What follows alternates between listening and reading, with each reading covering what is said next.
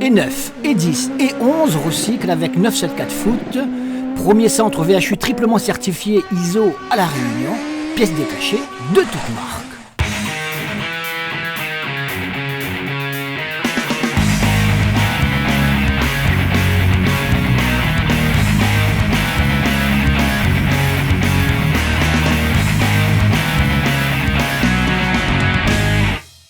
Bonsoir, on va vous parler de la 7e journée du championnat de première division qui s'est disputée dimanche après-midi avec des éléments essentiels à retenir.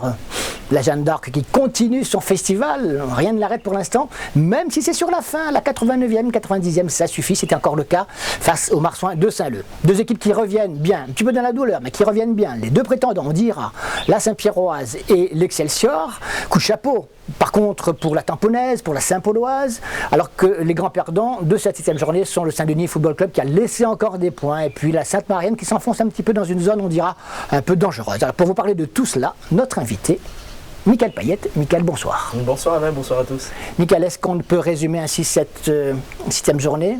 Oui. On commence à y voir un petit peu plus clair quand même. Oui, tout à fait. On voit que la Jeanne ne lâche pas le morceau. Les Portois sont sérieux, appliqués à l'image de leur entraîneur. Ils sont allés chercher avec les tripes cette victoire contre les Marsouins. C'était pas facile. Les Marsouins sont réputés pour bien défendre. Et puis il y a eu ce coup de canon en fin de match de Dina qui a tout changé et qui permet à la Jeanne de continuer son cavalier seul en tête. Avec derrière les gros qui reviennent. On voit il y a la Saint-Pierroise qui a renversé la Saint-Louisiane dans le Classico.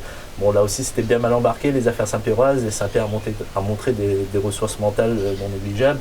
Et puis l'Excelsior qui a fait le boulot à défaut d'être brillante à Saint-André. En revanche, oui, on commence à avoir un petit peu peur pour la Sainte-Marienne. Je crois que c'est le 5e match sans victoire. Deuxième défaite d'affilée, en plus perdre chez un promu qui n'avait pas encore gagné. Bon, ça risque de grincer les dents du côté du parc cette semaine, je pense. Voilà, donc l'essentiel que l'on va voir en image de cette 7e journée. On va commencer par le Classico, le derby sudiste Saint-Pierroise, Saint-Louisienne. Alors Cardac s'abstenir, ceux qui étaient là, on se dit bon allez, on rentre chez nous, on a perdu. Du côté Saint-Pierrois, eh bien non, pas du tout. On renverse tout, et tout cela en image, on y va. Les derniers derbys avaient tourné plus ou moins à l'avantage des Saint-Pierrois, ici en blanc et noir. Mais le dimanche après-midi au stade Michel-Volnay, les choses ont été compliquées pendant 87 minutes où Saint-Louis a mené. Coach satisfait, une Saint-Pierroise retrouvée, malgré une absence, on va dire, de 70 minutes.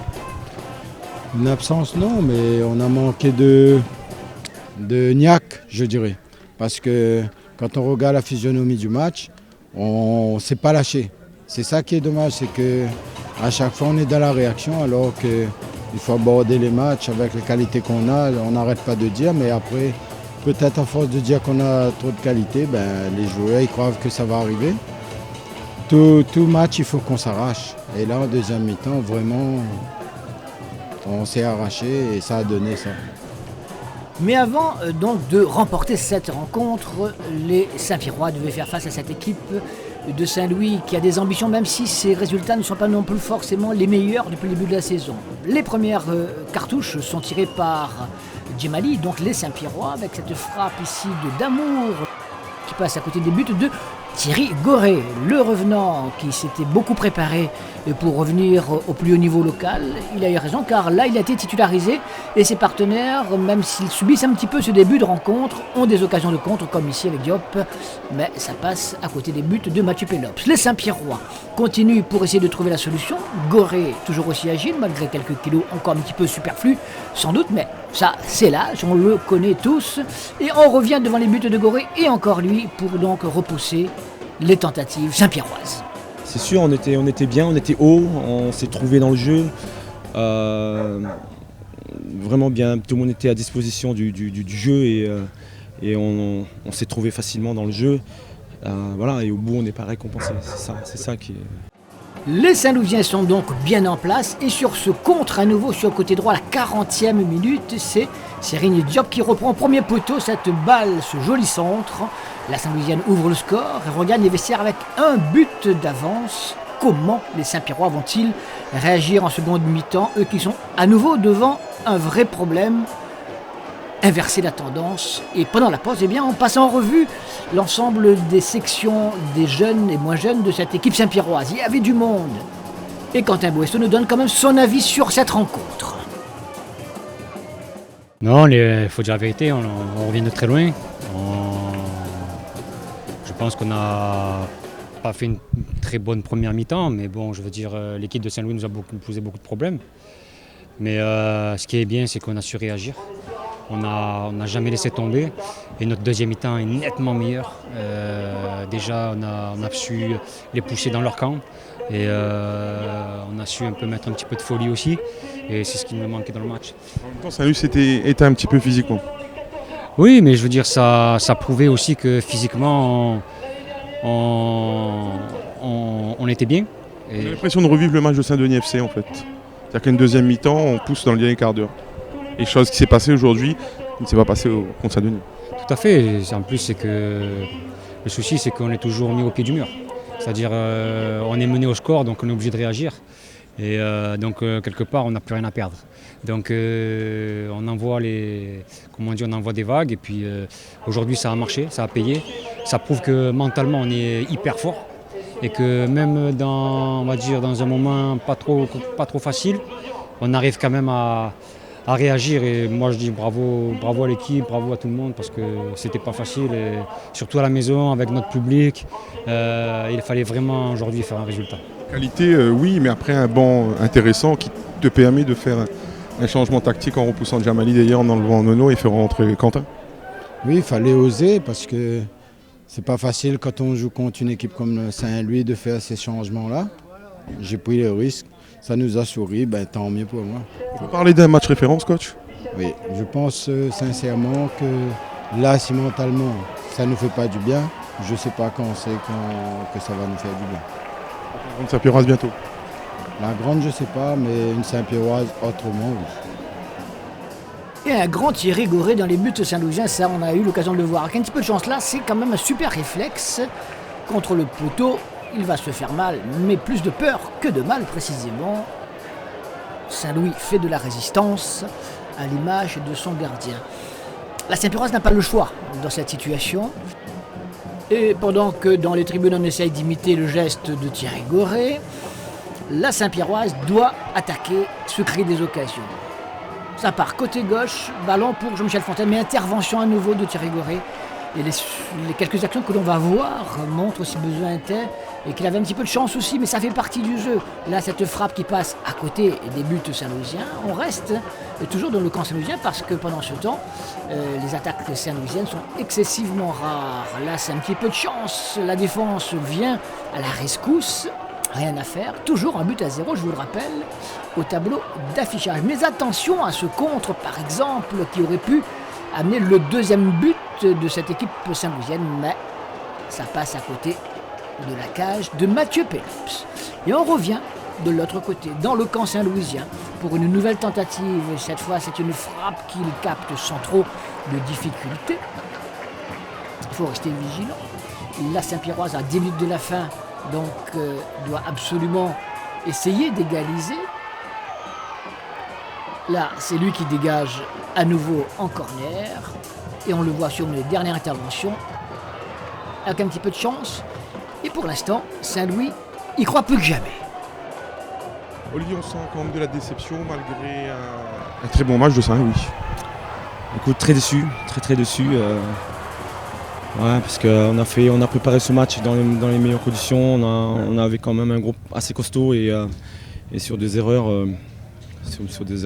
voilà, défensivement. Donc là, on n'a pas le droit de prendre 2 buts en 3 minutes. Donc, Et c'est malheureusement ce qui va arriver au Saint-Louisien. 87e minute.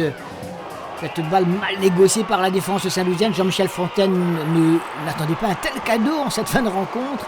Et là, dans son face-à-face avec Thierry Goré, il prend le meilleur pour l'égalisation saint-pierroise. Des Cigognes soulagés à ce moment-là. Et que de perdre, de ne marquer qu'un point, ils en marqueront 2 peut-être. Mais attention, le match n'est pas fini.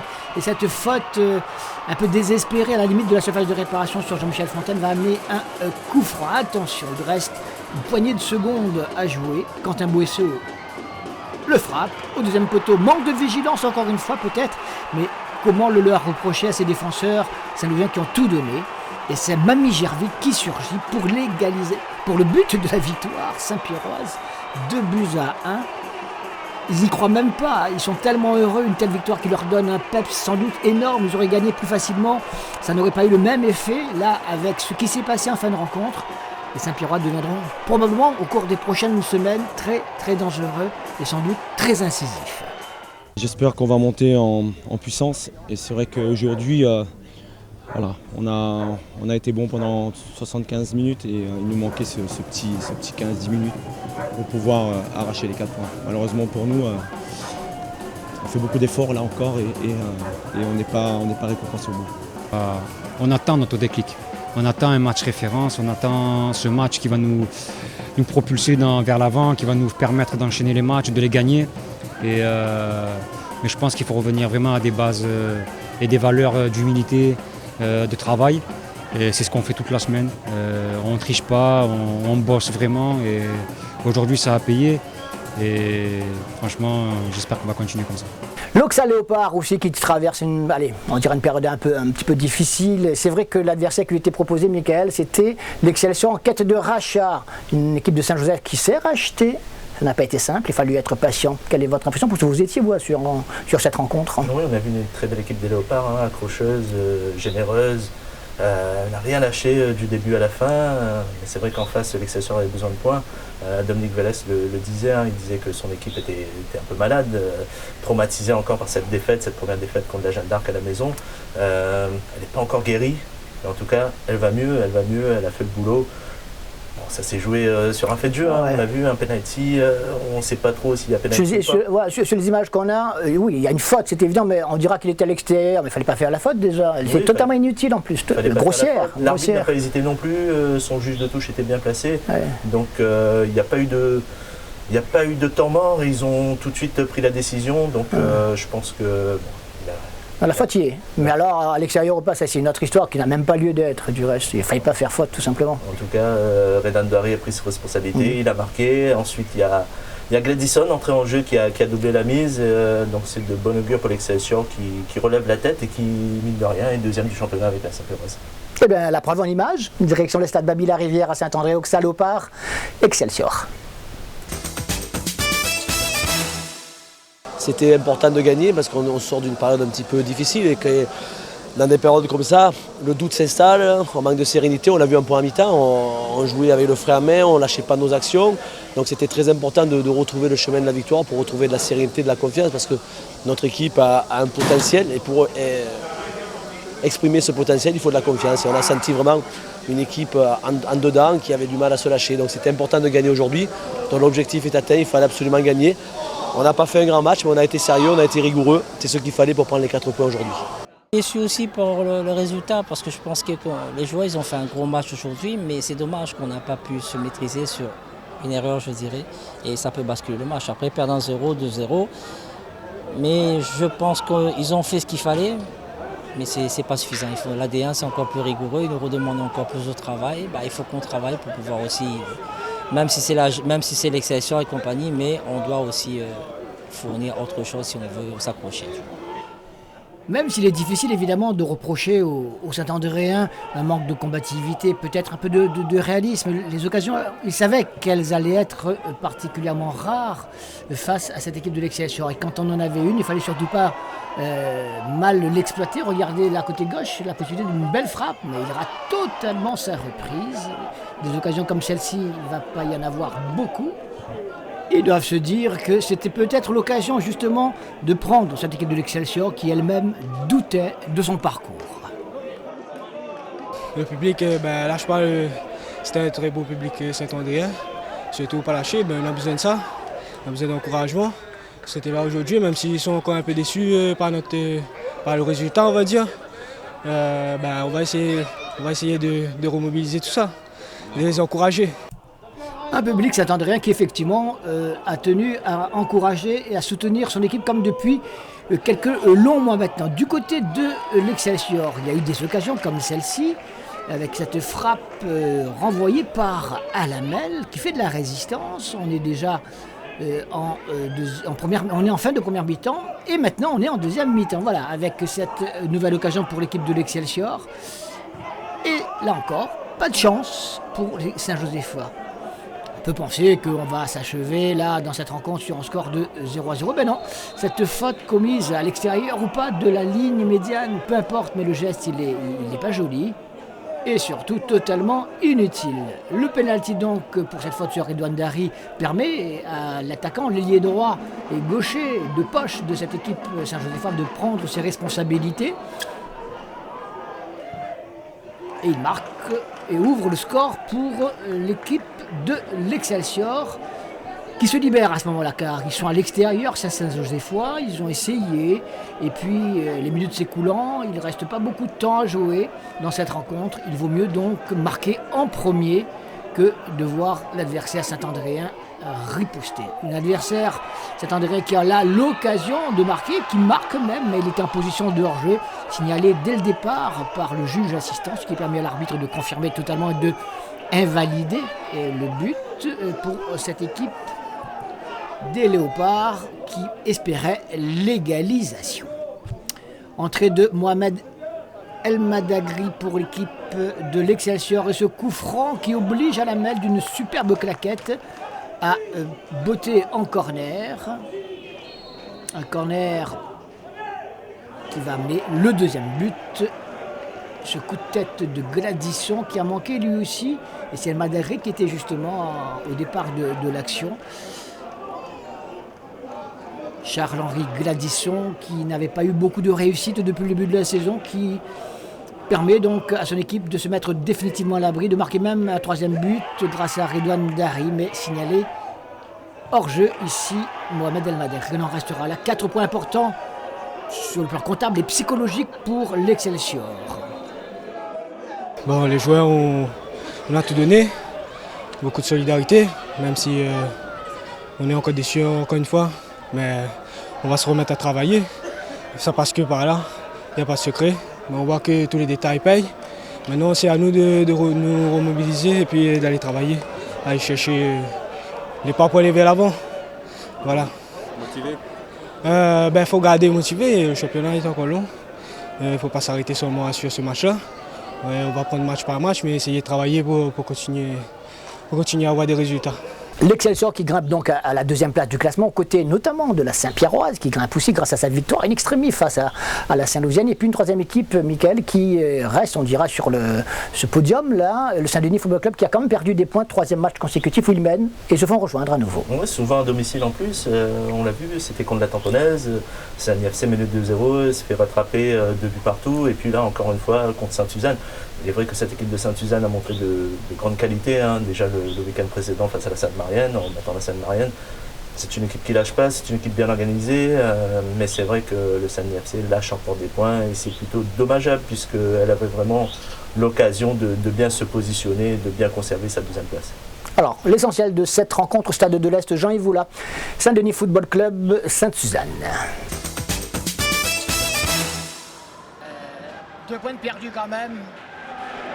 On va dire plus que 2 points perdus parce que même pour le moral ça fait mal. Ça fait mal parce que là je crois que c'est la 3e fois de suite qu'on fait rattraper dans la dernière seconde. Voilà, déception encore. Et on va voir tout cela en images, avec le maillot fluo, jaune et vert, équipe de Sainte-Suzanne, avec des joueurs qui se connaissent très bien. Pouloussami qui avait joué au Saint-Denis Football Club, le gardien de Sainte-Suzanne aujourd'hui. Il y a Château qui lui jouait justement comme gardien de but à Sainte-Suzanne encore l'année dernière, qui est maintenant au Saint-Denis Football Club. Christopher Ferrer, le capitaine, et Jonathan Alpou pour un coup d'envoi qui nous promet un derby nord-est relativement intéressant car les Dionysiens sont en quête d'exploits depuis cette saison. Ils veulent absolument donc jouer les tout premiers rôles, mais s'en sont-ils donné les moyens lors de chaque match? Là, on en est moins sûr. Pour l'instant, donc, première occasion, vous l'avez vu, c'est Pouloussami qui intervient parfaitement. Puis regardez ce merveilleux cafouillage, poteau devant les buts de Château. Gros cafouillage, on ne sait pas comment s'en sortir et finalement on dégage en catastrophe. Ça vaut le coup d'un petit ralenti cette affaire. Superbe retournée sur le poteau pour l'équipe de Sainte-Suzanne. bafouillage, on sauve comme on peut, et finalement de la tête, du bras, du pied peut-être, peu importe. On en reste là, allez, toujours 0-0, mais les Dionysiens ont eu chaud, c'était en tout cas un bel avertissement. Et bien ils vont bien réagir sur le corner à la 19e minute, monté depuis son poste d'arrière. Anthony Barbe reprend ce corner de la tête, il saute plus haut que tout le monde. Un petit problème de marquage sans doute face à ce joueur dont la détente reste exceptionnelle. Eh bien, le Saint-Denis Football Club ouvre sa voie, mais encore faut-il confirmer. Et l'histoire, ces dernières semaines, ne plaide pas forcément en sa faveur. Et pourtant, les occasions seront là. Regardez, mais cette fois, Pounousami est à la parade encore. C'est une belle victoire finalement mentale, on dira, non? Et surtout l'attitude. Une attitude des joueurs. Depuis le début de saison, on parle beaucoup là-dessus. Et ce qu'ils peuvent faire, ils peuvent le faire encore mieux. Malheureusement, pour l'instant, c'est pas encore ça. On a plus de la moitié de l'effectif qui a été modifié, changé. Donc les automatismes ne sont pas encore bien en place. Mais ça va bien venir. Dans quelques temps, je pense qu'on pourra être plus cohérent et beaucoup plus mieux maîtriser les situations. Maîtriser les situations, ben là ils le font ces joueurs de Sainte-Suzanne. Regardez avec Florian Turpin cette faute de Nicolas Château, bien malheureux, il est un petit peu en retard, l'attaquant Sainte-Suzannois sur des axes parfaitement pour aller du bon côté, du mauvais pour le gardien de but que ne peut qu'accrocher Sagodas, et ballon frappé par Florian Turpin, et 34e minute, Sainte-Suzanne revient à la hauteur de son adversaire, égalise et finalement est justement récompensé des occasions, de son abnégation, de sa bonne organisation face à un redoutable adversaire. Grégory Waro fait son entrée, mais également dans le camp de cette équipe du Saint-Denis Football Club, puisque Nicolas Château, blessé à la pause, ne reviendra pas. C'est le jeune Dijou qui va le remplacer. Il a un arrêt très difficile avec ce faux rebond. Il s'en sort bien, toujours un but partout. Ouais, c'est vrai, il faut retenir l'état d'esprit surtout. On arrive à revenir 2 fois. Bon, c'était pas évident, Sani avait la main mise sur le match. Nous, on savait qu'on allait avoir quelques comptes. Et puis, on a 2 comptes, ça fait 2 buts. Il faut féliciter les gars qui sont entrés dans le bon état d'esprit. On a un club tout jeune, ambitieux. Et l'esprit d'équipe a primé ce soir. Et dans ce match, tout est effectivement encore possible. Un but partout pour l'instant, je vous le rappelle.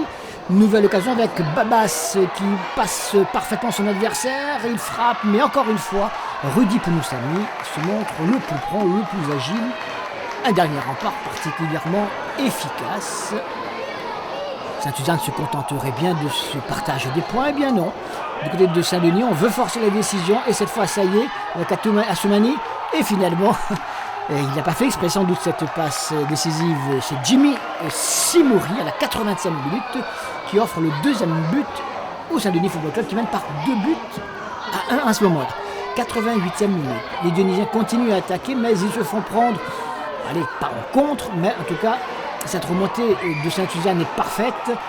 Il s'est replacé Grégory Waro au centre, c'est lui qui reprend imparablement 2 buts partout. Tu rentres et tu marques, comment ça se fait? Je suis considéré comme le joker de luxe, on va dire comme ça. Mais sur l'ensemble du match, il fallait apporter un peu de fraîcheur vu que nous sommes sur le carton suspendu la semaine dernière, le week-end dernier. Et là, c'est pas une victoire, mais le match nul, ça fait du bien au niveau des points. Rentre ou marque, c'est le premier but depuis très longtemps ça? On va dire comme ça, je cours depuis à peu près 2 ans et demi. J'insiste, je travaille pour, mais vu le poste que je joue, bon, j'ai pas trop la chance d'arriver devant les buts. Et là, comme j'ai rentré ailier droit, et avec le nouveau tactique du coach qui a mis, ça m'a permis de marquer le premier but à Saint-Denis dans ma petite ville natale. Et avoir un carton jaune, il être content d'un carton jaune? Non, le carton, c'est pas le bon exemple. Le bon exemple, c'est le but, mais le carton, c'était l'émotion, la joie et voilà, le tout, quoi, le premier but. Et celle-là, je dédicace bien pour des personnes que tu ne crois pas moi du tout, voilà. Donc, c'est une petite dédicace. C'est quand même une belle série, finalement. Oui, pour l'instant, belle série, mais ça ne fait pas avancer. Les matchs nuls ne font pas avancer, malheureusement. On perd le premier match sur un coup du sort, pareil. Un arbitrage, ils n'ont pas pris leur responsabilité à la dernière seconde et un but donné au tampon. C'est un but qu'on a donné, vraiment donné alors qu'on n'avait aucun danger, il n'y a aucun risque. Je pense qu'il y a des joueurs qui n'ont pas encore intégré ce qu'on recherche, ce qu'on demande. Et dans la précipitation, je pense que voilà, c'est des jeunes, on a des anciens qui arrivent à gérer tout ça, mais les jeunes à côté n'ont pas encore cette expérience de R1. Et je pense que ça viendra petit à petit. Voilà pour les images que l'on pouvait vous proposer à l'occasion de cette 7e journée du championnat, le rappel des résultats et du classement. 19 buts ont été inscrits à l'occasion de cette 7e journée, 2-1 pour la Saint-Pierroise face à la Saint-Louisienne, 2-0 pour la F Saint-Louis face à Sainte-Marie, 2-0 également, mais c'est l'Excelsior qui gagne à Saint-André, 3-2, l'Aix-Saint-Paul qui s'impose à la Petite-Île, Saint-Denis FC, Sainte-Suzanne, on a vu 2 buts partout, Tamponnaise 2, Capricorne 0 et Jeanne d'Arc 1, Marsouin 1. La Jeanne d'Arc qui reste en tête plus que jamais, qui compte désormais 7 points d'avance sur un tiercé qui n'est plus tout à fait le même. En tout cas, il y a le Saint-Denis Football Club, c'est vrai, alors que la Jeanne d'Arc compte 26 points. Deuxième donc ex-aequo Saint-Denis, Excelsior et Saint-Pierroise. La Saint-Pauloise, c'est juste derrière la 5e place avec 18 points. 6e la Tamponnaise, 17 points, juste devant Sainte-Suzanne, 16 points. La F Saint-Louis est bien placée pour l'instant, 15 points pour les banlieusards saint-louisiens. La Sainte-Marienne décroche à la 9e place, 14 points ex-aequo avec la Saint-Louisienne. Capricorne 11e avec 13 points, tout comme les Marsouins et l'Auxalopard. Et ferme la marche la Petite-Île qui est bien la seule équipe pour l'instant décrochée du groupe de poursuivants. On ferme la page locale, on reste avec nos locaux, mais nos locaux qui s'illustrent sur la scène nationale, voire scène internationale, l'Écropolitain avec Mickaël donc. Et notre top 3, le top 3, Adrien Trebel. Pourquoi lui cette semaine, Mickaël? Oui, direction la Belgique. Pourquoi Adrien Trebel? Tout simplement parce qu'il a beaucoup manqué à Anderlecht. Il avait écopé d'une suspension qui l'avait privé de 2 matchs. Il est revenu et Anderlecht va beaucoup mieux. C'est vrai que c'est la rampe de lancement de l'équipe. Anderlecht avait un gros match ce week-end face à Bruges, le leader. Il fallait gagner absolument pour continuer à croire au titre de champion. Il ne faut pas oublier qu'Anderlecht est tenant du trophée. Et ils l'ont fait, hein. Les coéquipiers d'Adrien Trebel se sont imposés 2-1 à Bruges. Et ils reviennent à 2 points du leader à 3 journées de la fin. Donc ça promet une belle lutte. Et Trebel, qui était vainqueur de la Coupe de Belgique avec le Standard, champion avec Anderlecht, peut encore remporter un trophée cette saison. Romain Métanière, direction donc la Champagne, Reims qui accède, Mickaël en première division, et il y a beaucoup contribué. Romain Métanière, notre top 2. Oui, c'est l'un des joueurs qui a été le plus aligné cette saison par l'entraîneur du Stade de Reims, Romain Métanière, qui avait déjà réussi le coup il y a quelques saisons avec Metz. Là, il va retrouver la Ligue 1 avec le Stade de Reims. Il a contribué ce week-end avec une 3e passe décisive cette saison, ce qui est pas mal pour un latéral droit. Et surtout Reims qui est en mode record, hein. Reims est déjà champion depuis 2 journées et continue à atomiser les records, le plus grand nombre de points, le plus grand nombre de buts marqués. Et c'est vrai, c'est une saison qui restera gravée dans la Ligue 2 et du côté de la Champagne. Dimitri Payet, c'est notre top 1, il est en forme internationale depuis un bout de temps. Si ça ne saute pas aux yeux, je ne sais pas ce qu'il faudra qu'il fasse. Ouais, c'est sûr. Il a été encore décisif, on l'a vu en semaine, lors de la qualification de l'Olympique de Marseille pour la finale de l'Europa League. Dimitri, il a frappé le dernier corner à 4 minutes de la fin de la prolongation pour faire la différence. Marseille s'est qualifié, Marseille est en finale, Marseille a enchaîné en championnat. Tout le monde pensait que Marseille avait laissé beaucoup de force.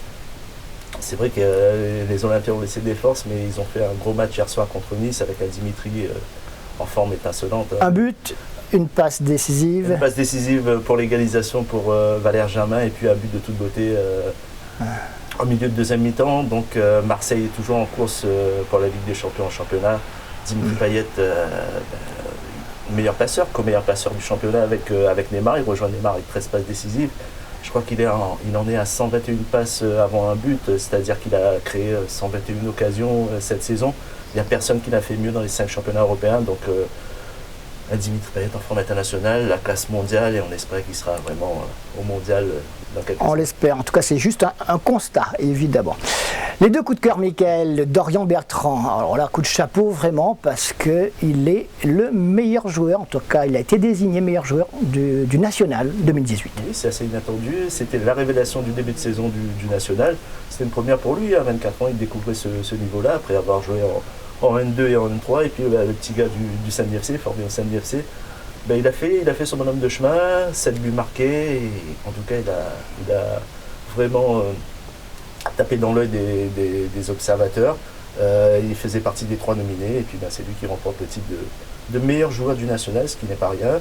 Et on va suivre tout ça avec lui. Là, on sait que l'en avant de Guingamp s'est positionné pour essayer d'avoir pour la prochaine saison. Son but a toujours été de devenir footballeur professionnel.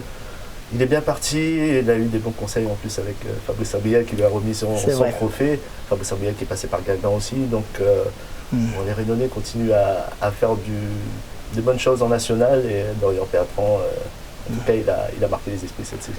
Et on traverse les Alpes pour aller du côté de la Suisse maintenant pour le deuxième coup de cœur. Guillaume Moirot, si vous n'avez pas une idée de la ferveur populaire lorsqu'on est champion en Suisse par exemple, vous allez voir sur ces images, Guillaume Moirot, le deuxième coup de cœur, il est champion de Suisse, c'est grand monsieur là. Oui, grand monsieur, en tout cas il assume son statut de star en Suisse. On aurait pu dire qu'il avait parti à la base, cela coulait douce et non, il est performant, Guillaume est performant. C'est le meilleur buteur du championnat actuellement, son équipe est championne, ça faisait 32 ans que les Young Boys attendaient ça. Il est temps qu'il arrive. Hein, donc au bout de 4 saisons, il a réussi à conduire les Young Boys au sommet du championnat suisse. Ils sont en finale de la coupe, ce sera le 27 mai à Berne, à la maison, contre Zurich, donc ils vont essayer de faire le doublé. En tout cas, une grande saison pour Guillaume, il le disait, il a déjà remporté la Coupe de France avec le PSG, il avait même marqué en finale. Mais c'est vrai que là aussi, c'était un moment très fort qu'il a vécu. À 34 ans, en tout cas, on est content pour lui, sachant que l'année prochaine, il y a possibilité de renouer avec la Ligue des Champions. En tout cas, chapeau l'artiste. Bravo à tous ces joueurs, j'allais dire jeunes, pas toujours, mais excellents joueurs de La Réunion qui portent fièrement notre drapeau sur la scène nationale et internationale. La semaine prochaine, donc, le programme, on revient là à notre football local. Ce sera la Coupe de France, mais dans 15 jours, on retrouve le championnat avec un programme qui va vous intéresser. Ce sera la 8e journée, tenez, regardez, Saint-Pauloise, Saint-Pierroise, Marsouin, AF Saint-Louis, Excelsior Tamponnaise, Capricorne, Jeanne d'Arc, Sainte-Marianne, Auxerre-Léopard, Saint-Louisienne, Saint-Denis Football Club et Sainte-Suzanne. Petite-Île. Mickaël, merci pour toutes ces précieuses informations. Avec plaisir. Et puis on se retrouve dans 15 jours pour encore d'autres informations, même si beaucoup de ces joueurs vont partir en vacances très bientôt. Oui, je crois qu'il reste une journée en Ligue 2, il en reste 2 en Ligue 1, et puis au niveau des championnats étrangers, ça commence à se terminer. Il restera toujours Florentine Pongol qui continue en Thaïlande, la saison est plutôt particulière. Et puis on enchaînera avec la Coupe du Monde en espérant que Dimitri Payet sera au rendez-vous. Et puis avant cela, on sera tous derrière lui pour la finale du 16 mai à Lyon. Marseille qui affrontera l'Atlético. Et puis en espérant qu'il sera le deuxième redonné. On a déjà eu un qui avait été... Didier Agathe. Didier Agathe avait joué une finale. Le Celtic de Glasgow. Il avait perdu en 2003 avec le Celtic contre Porto. Et puis après lui, il y a eu Benoît Renolinas qui a remporté l'épreuve avec le FC Séville. On souhaite... la même chose à Dimitri. Merci Mickaël, bonne semaine à vous et au week-end prochain, lundi 19h30 et mardi 19h45. Salut.